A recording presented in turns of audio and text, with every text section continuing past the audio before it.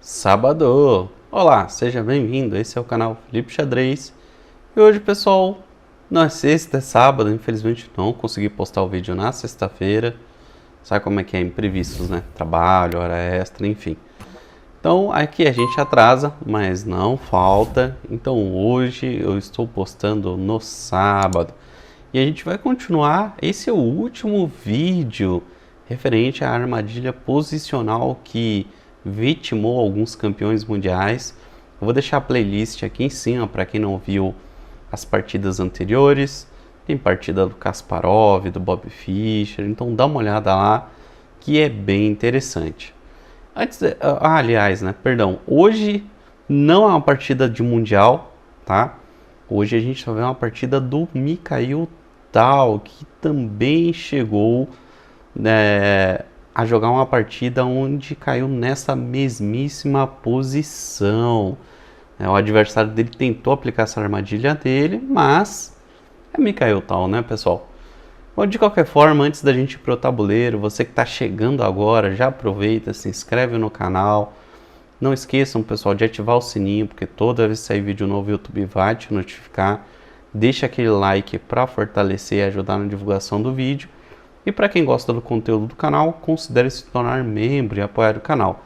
Sem mais delongas, bora pro tabuleiro. Pessoal, vou inverter aqui, porque o Tal está jogando de pretas, então eu vou manter a revisão do Mikhail Tal. E aqui o adversário dele é Milko Bobotsov, tá? Um grande mestre, fortíssimo. E ele abre aqui com D4, peão dama, cavalo F6, aqui o Tal ele vai jogar uma defesa em dia do rei, C4, G6, cavalo C3, bispo G7 em fianqueto, E4, D6, F3, roque, cavalo de G, E2, desenvolvendo, C5, bispo em E3, cavalo de B, D7, dama D2 e A6. Esse é o nosso último lance de livro. Aqui continuando, Bobotsov segue com grande roque. E a gente sabe agora que a gente vai ter uma partida aqui bem interessante, bem agressiva, porque roques em alas opostas sempre geram partidas desta forma. Seguindo aqui, dama A5, rei B1, trazendo uma defesa adicional para o peão de A2 e liberando o cavalo para poder jogar. E bom, aqui vocês sabem, né? O que vai acontecer para quem já viu as partidas anteriores. E contrariando o que a gente viu em uma partida anterior, aqui o Tal me solta B5, que numa outra partida que a gente viu não era um bom lance, mas aqui o Tal me solta um B5 e é um bom lance nessa posição, pessoal. E o Bobotsov aqui me solta o cavalo D5, aqui caindo na posição da armadilha que a gente já estudou. E aí eu te pergunto, o que fazer nessa posição? Não dá para capturar o cavalo de D5, a dama está desprotegida e ela vai cair. O que fazer, né? Se, por exemplo, você falar, Felipe, vamos voltar a dama aqui para D8, porque pelo menos se tentar o duplo de cavalo, tem a dama protegendo. É uma boa ideia, pessoal, mas aqui tem um lance um pouquinho melhor para as brancas, que é cavalo toma F6, depois de cavalo toma F6, D toma C5, e aqui complica um pouquinho a posição, porque a gente tem dama e torre na coluna D, e vai trazer problemas na posição aqui para o jogador de pretas. Por exemplo, se aqui fizer D toma C5, vai ficar ruim para o jogador de pretas, porque depois de dama toma D8, torre toma D8, torre toma D8 cheque e bispo F8 cobrindo, aqui tá ruim, né? Muito ruim para o jogador de pretas. Já tem perda material e tá numa situação muito complicada. O que vai fazer aqui? Tem um bispo cravado, ele não pode sair senão a torre vai cair na sequência. Vai ter que tirar o rei aqui, por exemplo, para G7. Tá difícil, né? Então não dá para fazer D toma C5. Deixa eu voltar aqui na posição. O melhor seria fazer B toma C4, ok? Mas depois de C toma D6 e bispo aqui em E6, já tirando o bispo para não cair no tema da cravada, do bispo aqui e a torre caindo na sequência, ainda assim fica um pouquinho complicado. Então dama D8 não é um bom lance, o pessoal vai ficar ainda complicado para o jogador de pretas, então vamos voltar lá no lance. Ah, Felipe, captura a dama, faz aqui ó, dama toma em D2, pessoal, também não é bom aqui para as pretas esse tipo de lance, tá? Você vai tomar aqui tanto o duplo em E7, quanto tem a possibilidade também de capturar aqui em F6 com cheque. De qualquer forma, as brancas vão recuperar a dama na sequência. Então, também não é um bom lance. Vamos voltar lá na posição. Enfim, aqui, pessoal, o tal foi para o único lance na posição, inclusive o único que dá vantagem para as pretas, e por isso é considerado um lance brilhante. Para quem quiser pausar e tentar encontrar o lance, fica à vontade. Encontrou? Não? Vamos lá. Pessoal, aqui o tal me solta o brilhantíssimo cavalo toma D5. Por incrível que pareça, parece que esse lance não é bom, que ele não pode ser feito, mas é o único lance na posição que salva as pretas aqui de uma posição ruim. Por quê? Inclusive foi assim que seguiu na partida, né? Depois de dama toma em A5, então brancas vão capturar essa suculenta dama aqui dando sopa, porque é a ideia da armadilha. Pretas vão seguir aqui com cavalo toma em E3, então capturamos uma peça menor, caiu um bispo, com um ataque sobre a torre, então ganhamos um tempo. Depois de torre em C1, cavalo toma em C4. E aqui o Bobotsov ele vai para um lance muito legal que é torre toma em C4. E por que torre toma em C4? Pessoal, esse cavalo aqui em C4 ele é muito forte. É um cavalo problemático. Ele somado com esse bispo aqui de casas escuras na diagonal, é um bispo e um cavalo que vão trazer muitas complicações na posição. Além do que ele estava atacando a dama. E aí você fala, pô Felipe, mas não era só voltar a dama? Então deixa eu voltar aqui. Ah, volta a dama aqui para E1, não dá? É jogável, tá, pessoal? Também é um bom lance, não é um lance ruim. Mas o Bobotsov, como ele já estava com alguma vantagem material na posição, ele preferiu capturar o cavalo e eliminar logo a ameaça do cavalo. Então deixa eu voltar aqui. Então ele fez torre tomar C4. Aí você fala, poxa Felipe, por que o tal entregou a dama se ele só capturou um bispo? Afinal de contas aqui... E depois de B tomar C4, ganhou uma qualidade, mas ainda está na desvantagem material. Pessoal, o grande X da questão aqui é a atividade da iniciativa no ataque. A gente sempre fala de atividade de peças, as peças estarem ativas, atacando, se movimentando. Porém, tem a iniciativa. A iniciativa no ataque é muito importante. E aqui a gente pode ver que agora um lance de torre do Bobotsov abriu a coluna B. E a gente tem roques em alas opostas, como já comentado antes. E além de tudo, a gente tem uma torre aqui das brancas que não está jogando, ela está totalmente inativa, que é a torre da coluna H. E o tal vai explorar tudo isso, tanto a iniciativa dele no ataque, quanto essa torre que não está jogando. Então depois aqui de B toma C4, a partida seguiu com cavalo em C1, Bobotsov vai trazer peças para ajudar na defesa do rei agora, que é muito importante. Torre B8 já ocupando essa coluna semi-aberta. Bispo toma C4, capturando esse peão aí que estava dobrado. Cavalo B6 atacando o bispo. Bispo B3 saindo do ataque. Bispo toma B4, capturando o peão. Dama D2 trazendo um ataque adicional contra esse bispo. Bispo recua para G7. Cavalo em E2, C4 atacando o bispo. E qual é o X da questão? Por que o Bobotsov trouxe o bispo aqui para B3? Querendo ou não, pessoal, uma peça que ajuda aqui a manter essa torre do tal bloqueada, tá? Ele não quis deixar só o peão bloqueando, porque esse peão ele está na mira do bispo. Então é ideal trazer mais peças ou para defender ou para bloquear.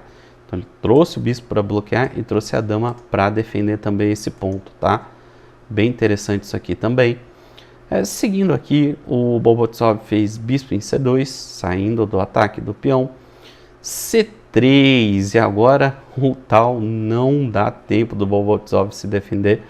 Ele ataca a dama e ataca o peão de B2. Aqui o Bobotsov ele é obrigado a fazer dama em D3. Por quê? Pessoal, não dá para capturar esse peão, tá? Se capturar vai ficar mal, porque vai ter saída do cavalo aqui para em C4 com cheque descoberto da torre. E aí na sequência tá caindo a dama e acabou, né? Pode abandonar a partida.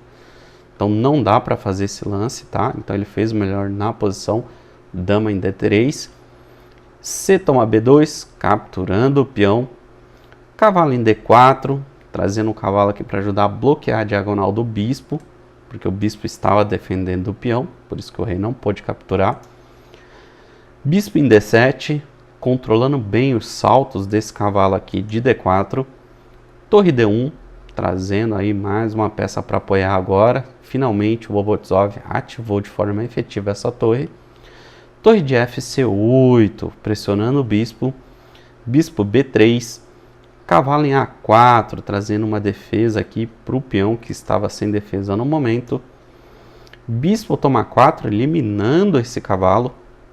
Bispo toma em A4, agora com ataque sobre a torre. Cavalo B3, bloqueando o bispo. Torre em C3, atacando a dama. E essa torre agora também está protegida pelo bispo. Esse bispo aqui de casas escuras na Índia do Rei é um monstro. Um bispo muito forte. Dama toma em A6, capturando um peão. Bispo toma B3, eliminando o cavalo. A toma B3, recapturando. Torre de BC8, dobrando as torres, agora com uma ameaça iminente contra o rei das brancas. Dama em A3, trazendo uma defesa adicional, tanto para o peão quanto um ataque para o peão de B2 das pretas. Porém, pessoal, aqui o Bobotsov não se atentou, mas existe mate em 3 nessa posição.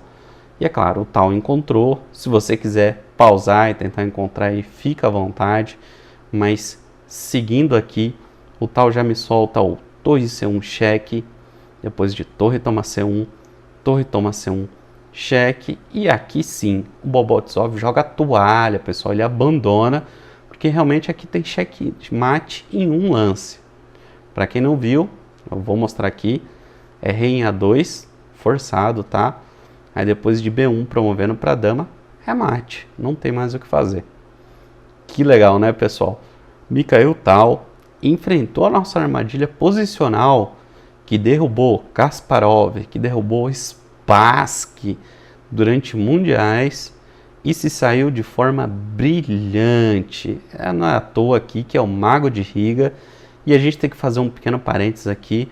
O Bobotsov foi muito inocente, pessoal, porque se tem uma coisa que o Tal sabe fazer é jogar em posições extremamente complicadas e difíceis de calcular. Aqui ele tentou, né, o Bobotsov, usar magia, ousou tentar usar magia contra o grande Mago de Riga, e aí não teve jeito, o feitiço virou contra o feiticeiro. Agora vamos dar uma olhada no relatório do chess.com para a gente ver como ficou essa partida. A precisão do Bobotsov, pessoal, ficou em 77.4, enquanto a precisão do Mikhail Tal ficou em 95.3. Olha que incrível, uma posição difícil de ser calculada, muito complicada, e o Tal saiu no final da partida com uma precisão incrível. E vamos ser, né, sinceros, aquele sacrifício de dama, todo aquele cálculo que ele fez, não é à toa que é Mikhail Tal, Mago de Riga, pessoal. E a gente pode ver que aqui no gráfico a partida começou bem equilibrada. Início do meio jogo ali o Bobotsov tentou a armadilha, não se saiu muito bem. Veio o lance brilhante do Tal, uma pequena vantagem ainda, mas o Bobotsov foi caindo em situações, né, posições muito complexas de serem calculadas. E aí ele foi cometendo alguns erros, até que o Tal ficou ali com quase 4,5 pontos de vantagem e não teve jeito, né? O Bobotsov não conseguiu segurar e acabou perdendo a partida, entrando em sequência de mate.